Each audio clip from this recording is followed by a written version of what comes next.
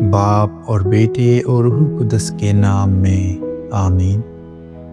ایمان پیغام سے پیدا ہوتا ہے اور پیغام مسیح کے کلام سے۔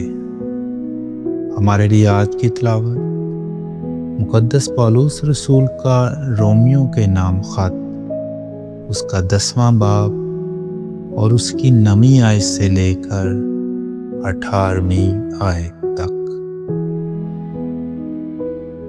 اگر تو اپنے منہ سے اقرار کرے کہ یسوع خداوند ہے اور اپنے دل سے ایمان لائے کہ خدا نے اسے مردوں میں سے زندہ کیا ہے تو نجات پائے گا، کیونکہ صداقت کے لیے دل سے ایمان رکھا جاتا ہے اور نجات کے لیے منہ سے اقرار کیا جاتا ہے۔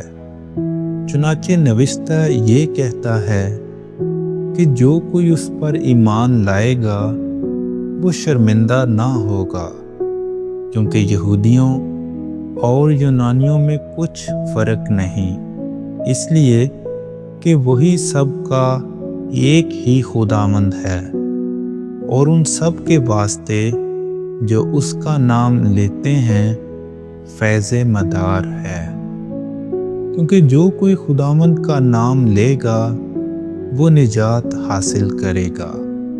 بس جس پر وہ ایمان نہیں لائے اس کا نام کیوں کر لیں، اور جس کی خبر انہوں نے نہیں سنی اس پر کیوں کر ایمان لائیں، اور وعظ کرنے والے کے بغیر کیوں کر سنیں، اور اگر وعظ بھیجے نہ جائیں تو وعظ کیوں کر کریں۔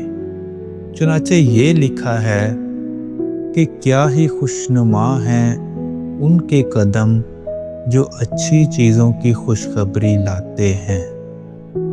لیکن سب نے یہ خوشخبری نہیں مانی ہے، کیونکہ اشعیاء کہتا ہے کہ اے خداوند، ہمارا پیغام کس نے باور کیا ہے؟ بس ایمان پیغام سے پیدا ہوتا ہے اور پیغام مسیح کے کلام سے۔ مگر میں کہتا ہوں، کیا انہوں نے نہیں سنا؟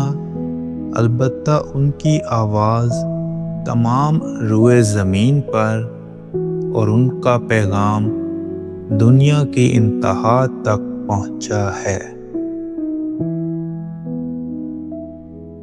پاک کلام کے پڑھے اور سنے جانے پر خدا کی برکت ہو۔